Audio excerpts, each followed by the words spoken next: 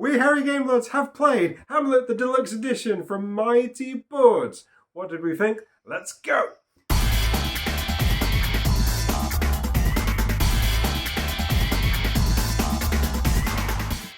Slightly Beardy James. So, I backed this game ages ago.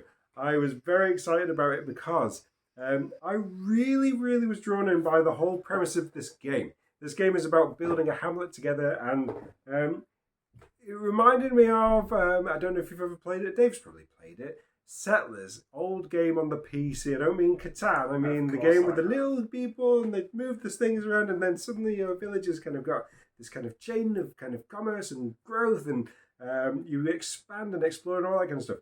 This game is cute, it uses a lot of tiles, but the thing that makes this game stand out compared to other games is, as you are building your hamlet outwards, nobody owns anything in this game apart from your own donkeys.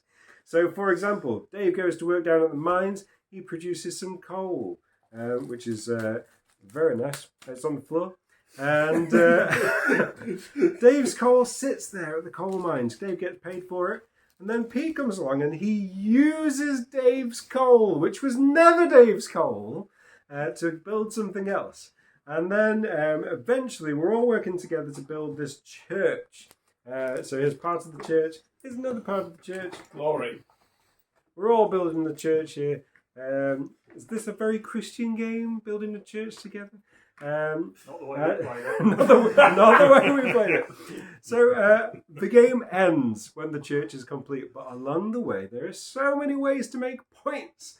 You can get points through landscapes, you can get points through creating buildings, you can get basically everything you do gets you points in this game, apart from just getting resources. And I don't know. I love the way that this game is about kind of like turning one thing into another, and like that kind of shared ground between the players. And there's loads of interaction, but you're also trying to be selfish. Nasty pieces of work, or I mean, it felt like that around our table, as you're ignoring building the church completely and creating some kind of like, I don't know, mini empire for your little tribe of people. So, right, firstly, what did I think? I think this game is novel. I think it's a lot of fun. I don't often go all in on a big Kickstarter. For me personally, this is a big Kickstarter. It wasn't for like some people in the board game population, but I invested into this myself. So I had a lot riding on this.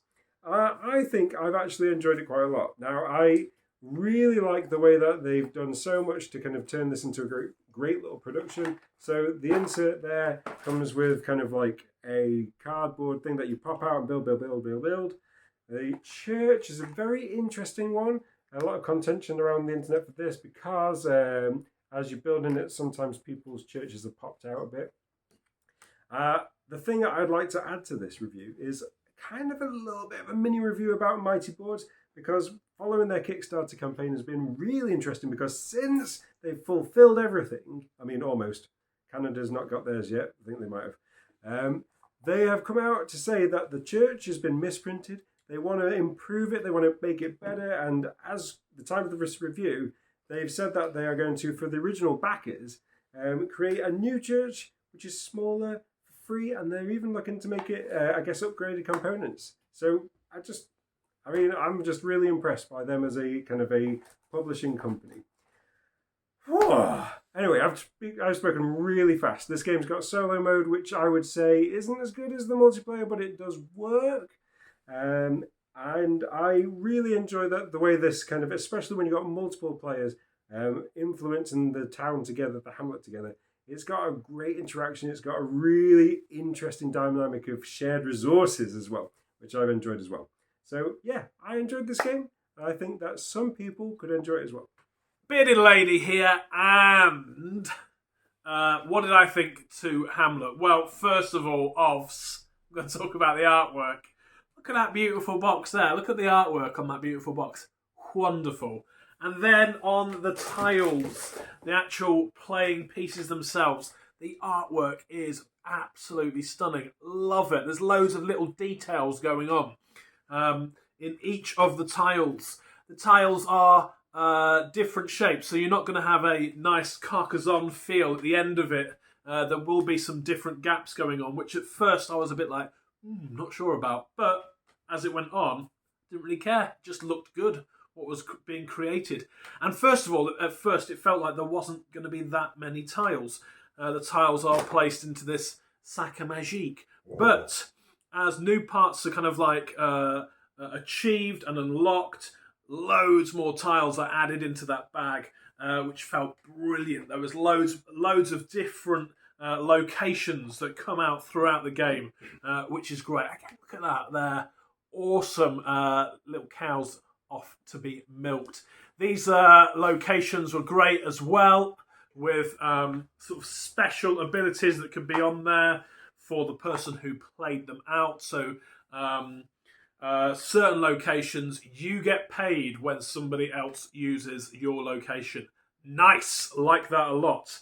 One thing I have to say that I struggled with because of my age, and I think Dave the Great also would say the same, and that is, there was one point, I think, around the table, someone made mention of, man, that's really hard to see if you know, what was it? Something someone said about trouble seeing because it was so small, and they mentioned this thing of finding it difficult to see. And we looked around, and all of us sat around the table were wearing glasses and struggle in that department. But yes, sometimes to see the detail was lost because it's quite small details on the tiles. So that was a little bit of a shame, but not one really to worry about. The meeples are really nice, again, with some nice screen printing on there, and again, they're very tiny as well. But overall, doesn't really detract from the gameplay, and what a great little game this is. It was a lot of fun. For me, I didn't win, and at the last point, if I was given an extra turn, and that's how the sort of when a certain criteria is met. Is it the church that's being built? Yeah, it's the church. For a long time, we didn't build the church. We were wanting to build up our own stuff. But when that church has been built, there's one more round that goes round for everybody. If I had had one extra play, I would have netted myself 20 bad boy points, which would have helped me get closer to the win. But still, really, really enjoyed this game. Certainly one to check out. And as James has said, the deluxe quality of the game is really, really nice. Components are beautiful. Artwork is lovely. Good times. Hipster King here with my thoughts on Hamlet. I struggled to begin with in this game in terms of everybody seemed to be building a really nice engine. They'd got plans in place in terms of, you know, working this way to get these materials, then moving the materials using their donkeys from one place to another, and going after specific tiles so that they were the first person who had got their, like, I don't know, the Milkmaid Award or whatever. So anybody who was making milk gave them extra points or allowed them to get bonus milk or that type. That sort of a mechanic going on. I was rubbish at that bit. But as is the case, I am known as Mr. Endgame Scoring, and I heard James at the start when he was doing his rules that teach say these things with a flag, they don't give you any points basically during the game, but at the end of the game there's points for whoever's got the most, and they also do different types of scoring things. So basically I went after all of those tiles, left the kind of buildy tiles, left the mines, left all of that, and just went after random stuff with flags on, because that allowed me to look at, right, if I'd got whole loads of, if I'd got the longest path attached to that. So I was being really careful about how I build those things.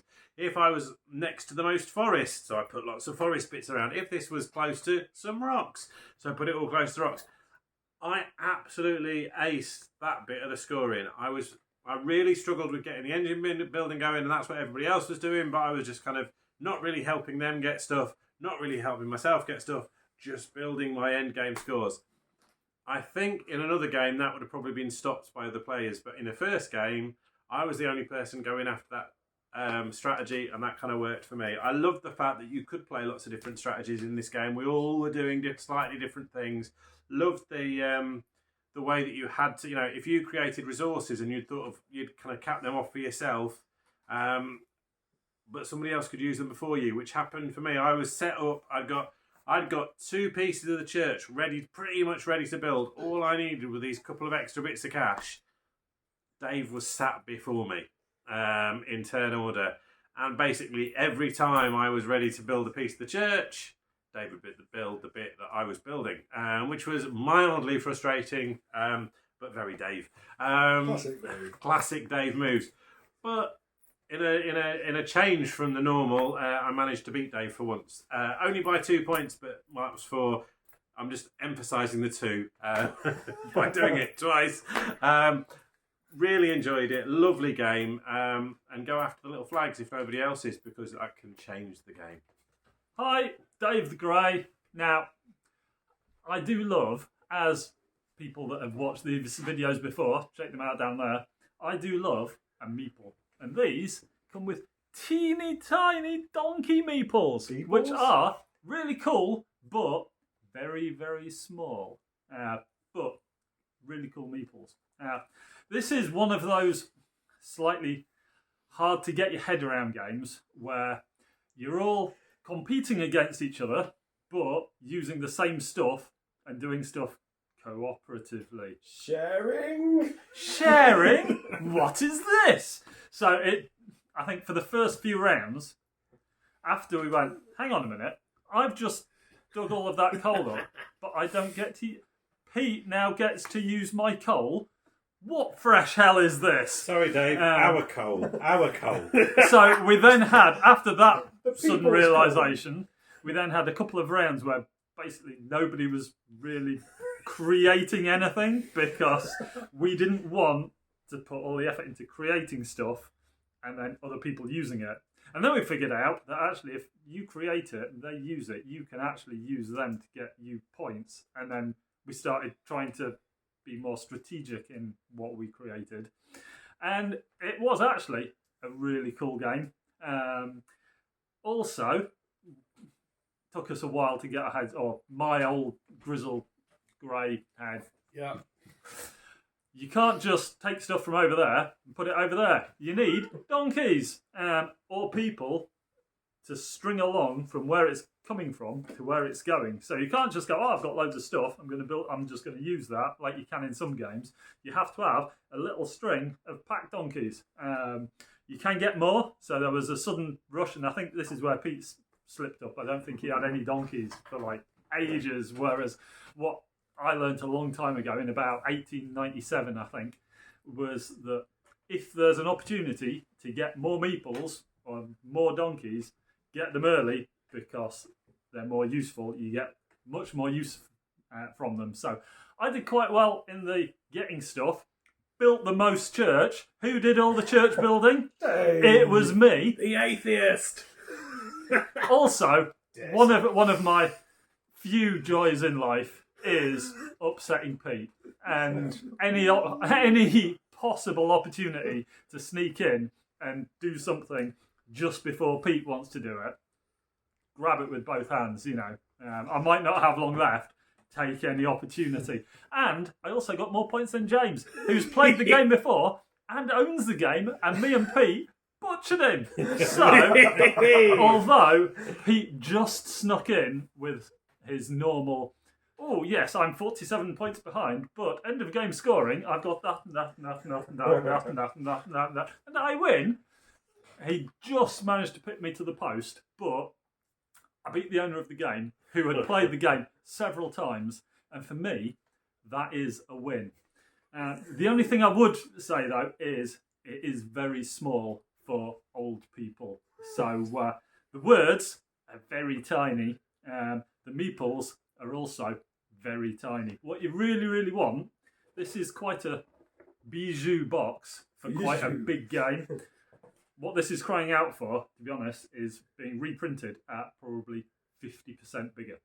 If it was 50% bigger, all over, meeples, tiles, words, especially the words, I think this would have been a definite 2 thumbs up. As it is, thoroughly enjoyed it. Next time, though, I will wear my bigger spectacles.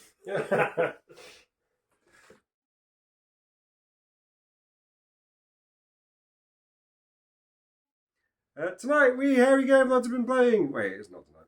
I can't do that. You lie! You such a liar. It's lies!